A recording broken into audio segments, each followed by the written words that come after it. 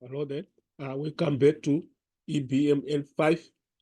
Today we want to look at a question from the question paper of June 2023. So this is the question paper that we want to look at today. And we're going to look at question 4 on that question paper. So the question 4 is the one that we are going to look at. This is what we have in terms of question 4. And it reads, start the financial statement below and answer the questions. And then 50% of sales are on credit. So what does it mean? It means, remember, our total sales figure will be equal to credit sales plus cash sales. So if our credit sales are constituting 50%, it means our cash sales also, we say 100 minus 50, we also have 50% for our cash sales. So this is what we have. In this sales figure that we are given here, it means half of it are on credit. So this is what we have. Then we are given a statement that is there, and would see that in that statement, we are given two columns, and then we have got a section for details. And the first part of that statement is showing the calculation of net profits. Thereby, it is showing the income statement. So if you look from here, from sales, and we go down to our net profits there, it's representing our income statement. Remember, the income statement calculates the net profits. So basically, we are having from here down to here to net profit. So this section is our income statement. Then you'd see that from now this one going down to the end where we have non-current assets, we go down to the end is representing the balance sheet or the statement of financial position. So this is what we have. So beneath that we are given some details that we are given there. Let's go down to see what we have. So this is what we have in terms of this statement that we are given. And then on the question part, we are going to start on 4.1. We are going to start on 4.1. And this is our 4.1. And it reads, work out the current ratio of the business. It has got 5 marks, right? So on the current ratio, we are going to use the formula, current assets as to current liability. This is the ratio that we have in terms of the current ratio. So we are going to try to see what figure do we have for current assets. Then we make it as a ratio to the figure for current liabilities. So we can go to our statement and try to check what we have. So if you come to our statement, you'd see that our current assets are here. This is our current assets, and the figure that we have for current assets is 195,000. 195,000 representing current assets. And then for current liabilities, we come here, we had the figure here, which is 67,000 here. So this is what we have in terms of these figures. So we're just going to make a ratio of 195,000 as to 67,000. So this is our 4.1. So we can just go to our answer section and present it as it is. Right, so this is our other section. So we have got our 4.1, and we want to present the current ratio. And we are saying the current ratio, we say current assets as to current liabilities. But basically, when we are presenting this, this side of current assets should remain as 1. So what we are saying is this one should be 1 as 2, and then I would see what figure are we going to get here. So basically, what we are going to do is we are going to divide by the figure that we have for current assets, so that this side becomes 1. So basically, what we are going to do, we are going to say this one divided by the figure for current liabilities that we are going to get, then the figure for current liabilities, so that this side becomes will be left as 1 as 2. So all the figures that we got there, we saw that we've got 195,000 for our current assets. In our current liabilities, we have got 67,000. So what we are going to do, we're going to divide by 67,000 both sides here. We divide by 67,000 both sides there. Then by dividing there now, it means the ratio now becomes, if you divide the 67,000 into 67,000, we are going to get 1. So it means here we're going to get a 1. Then we say 67,000 into 195,000. You see that we are going to get a 2.91 there on your calculator. If you divide 67,000 into 195,000, we get this figure. So this is our current ratio. So we just have to take note that this side remains as 1. This side remains as 1.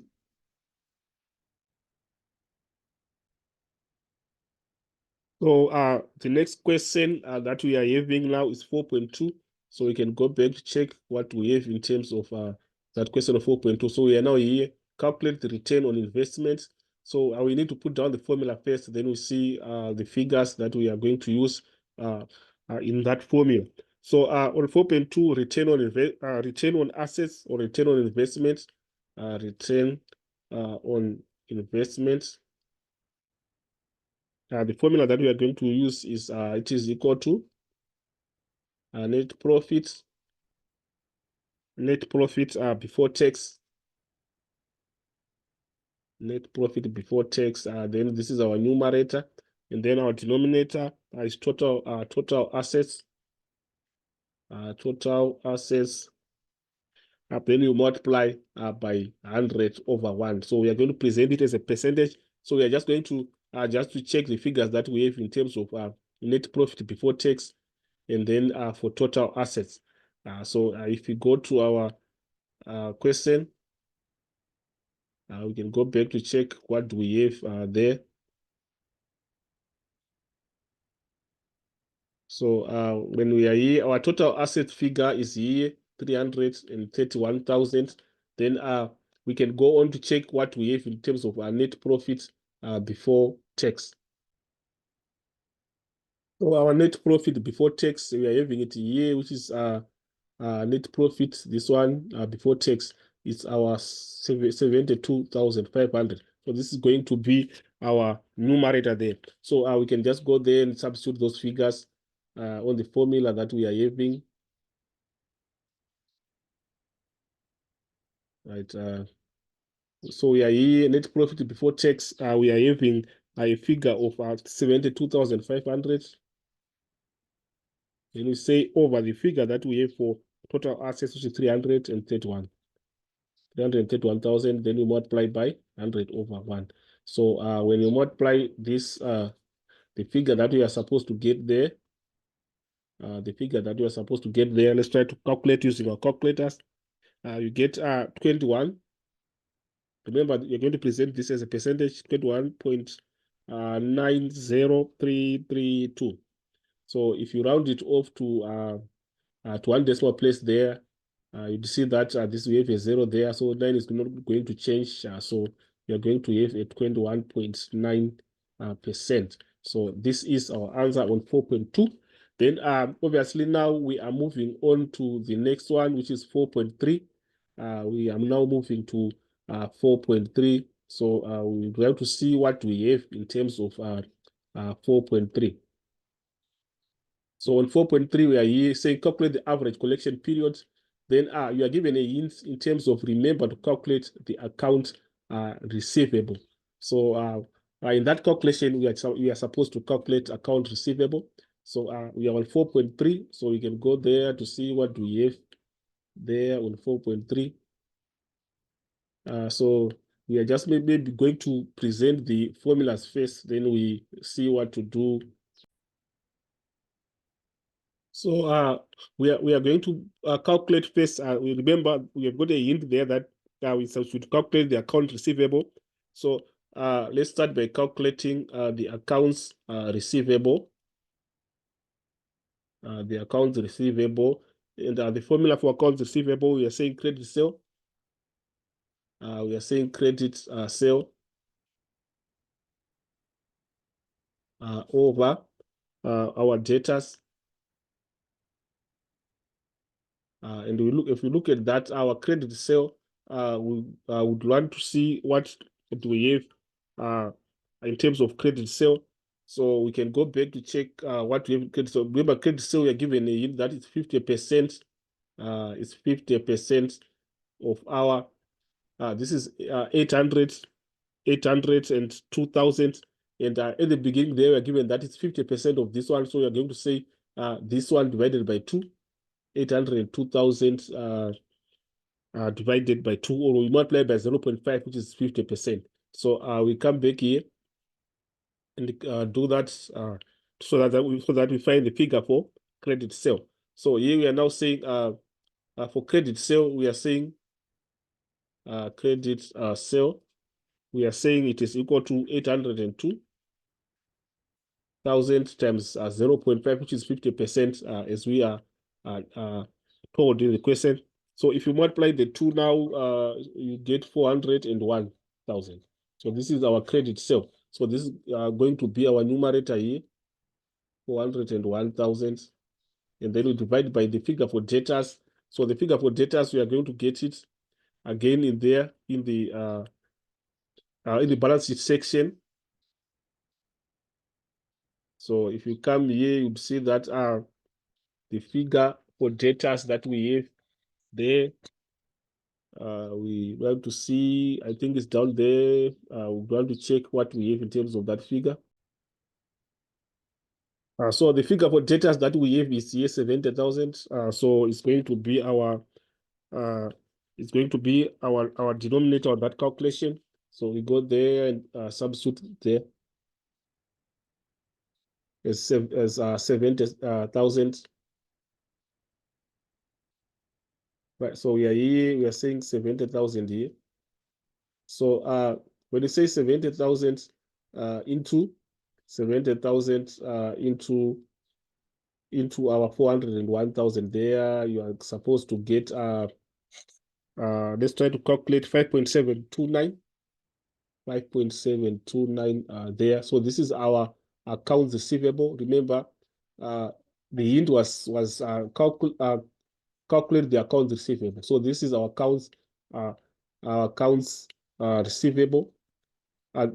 Sorry, this is the credit sale that we have, and then this is 401. Then we divide it by the 70,000, which is our credit sale. So here we are just saying we just supposed to put our 70,000 here, and we divide. We get this figure, is 5.729. So this is our accounts receivable. So this figure represents our accounts receivable. So this is what we have. So this figure, we're going to use it again. We're now calculating the average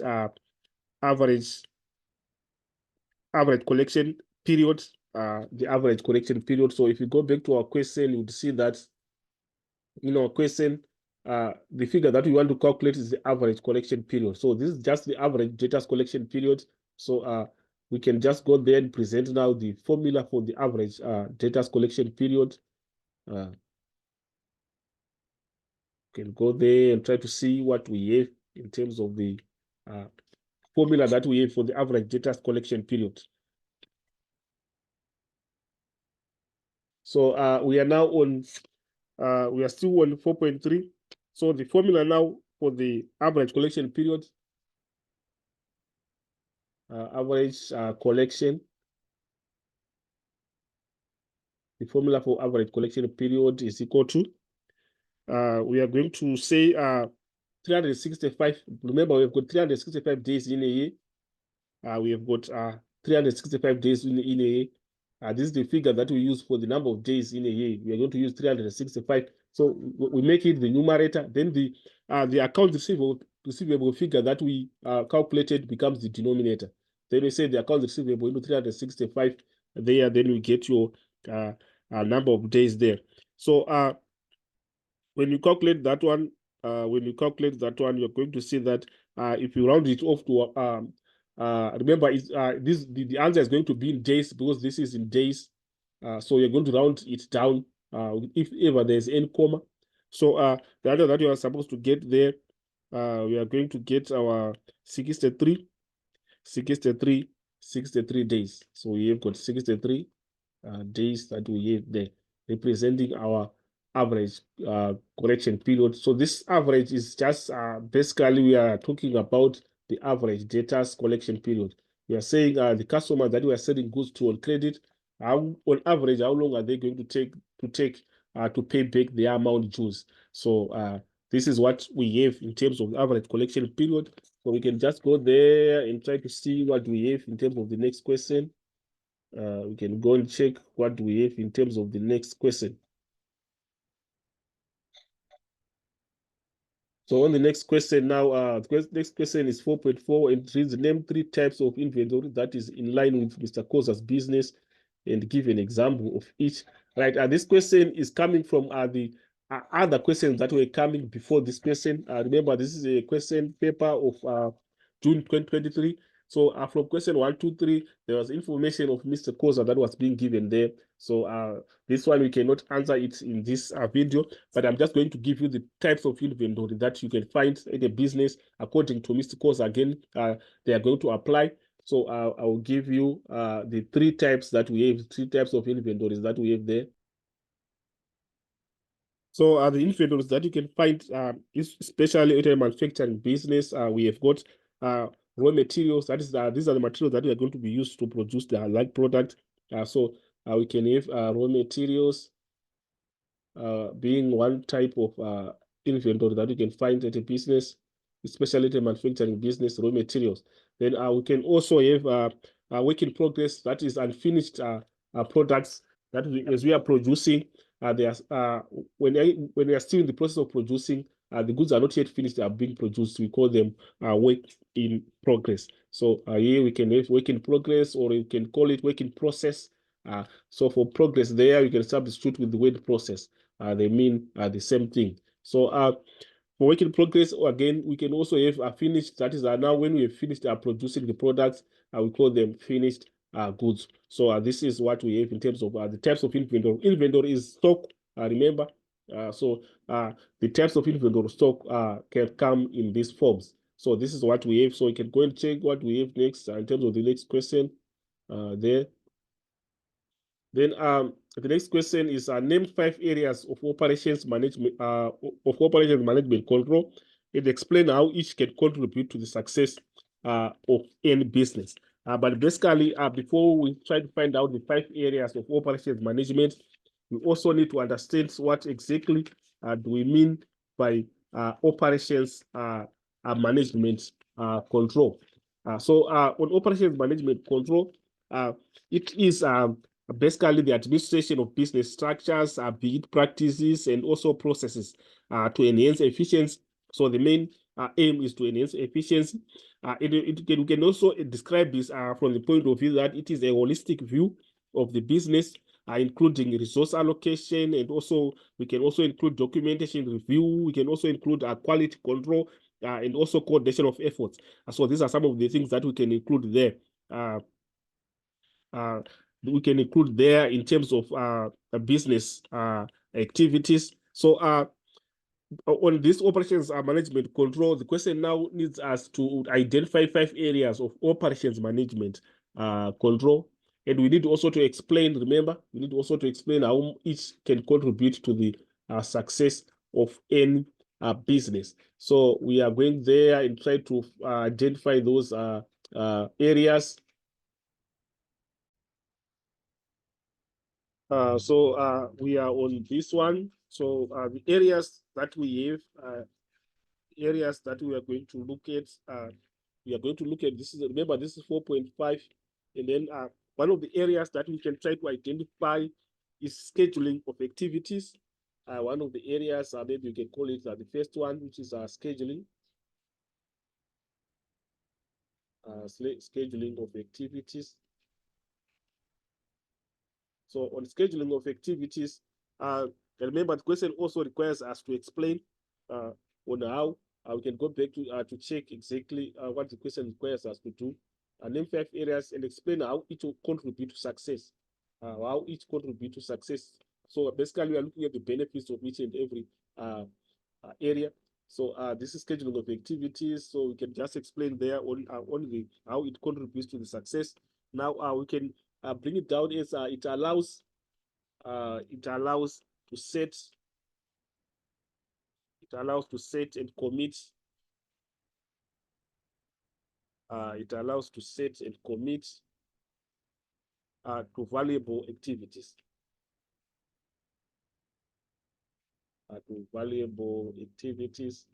So whenever something is scheduled, it means it's being done in an orderly way. So we are going to see in allowance that is going to be there in terms of setting and committing to valuable activities. So it means whatever activity is going to be done there is going to be an activity that is going to contribute to the success of the business. So this is what we have in terms of scheduling of activities. So the second one there that we can bring is in terms of the second area, we've got controlling and planning inventory, controlling, controlling and planning, controlling and planning inventory. How is it going to contribute to the success? So it means that the stock or inventory that we have in that business, we are going to control it and plan it. So how are you going to benefit from that? So it means whenever something is controlled, it means we are going to do it in an efficient way. We're not going to face some wastages. So efficiency is going to be enhanced, and there is always no shortages are going to be seen since it's being controlled and planned. So we have on controlling and planning, it avoids wastages. So we can explain it as it avoids wastages. It avoids wastages, and thereby enhancing, thereby it means efficiency is enhanced, thereby enhancing efficiency. So also you might need to understand what we mean by efficiency. Remember, efficiency is anything that we do at the lowest possible cost. That is, we are being efficient. We are doing our activities at the lowest possible cost. If we are producing a product, it means we are producing it at the lowest possible cost. We are not wasting. So by controlling and planning inventory, we are exercising that. We are trying to reduce the cost that we can incur in terms of wasting, etc. So this is what we have. So the next one, we can try to see what do we have next. We can try to see what do we have next there in terms of any area that we can try to identify there. So the third area is performance measurement. Performance measurement. Performance measurement. Performance measurement.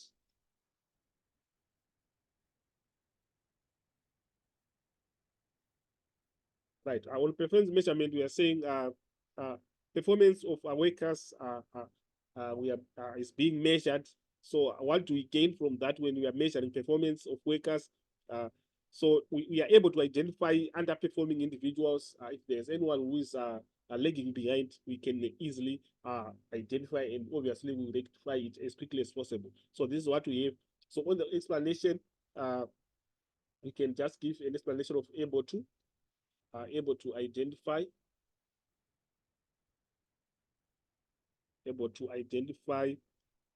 underperforming individuals,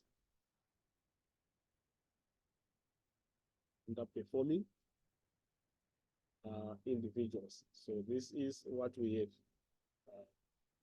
able to identify underperforming individuals.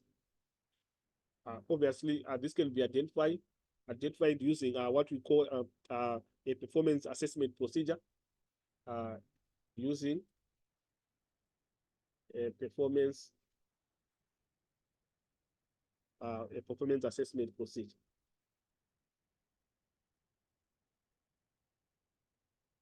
Using a performance assessment procedure. So this is what we have on the third one. Then we can look at the fourth one that we can also have an area of quality control. Quality control. It means we are controlling the quality of the products that we are offering or producing. So what benefit we gain from that? It leads to customer satisfaction. It means our customers are going to be satisfied. Since we are saying our quality, we are upgrading our quality. So customers obviously will be happy about our products, and we've got customer satisfaction. So leads to customer satisfaction. So this is what we have in terms of quality control. So quality control also, we might also need to understand what exactly we mean by quality control. So this comes as a process of inspecting and controlling production processes and operations, with the main aim of ensuring that quality is enhanced, and also we have what we call resource efficiency. So this is what we have in terms of quality control. So this marks the end of our question. This question that we're looking at, we can try to go and see what do we have next. This was 4.5. This question was 4.5. So according to this video, we are going to end on this 4.5, and then meet again in the next video. Thank you for listening. Those who haven't subscribed, please subscribe and share. We'll meet again in the next video. As more videos are going to come that are going to assist us as we prepare for exams. With that, signing out.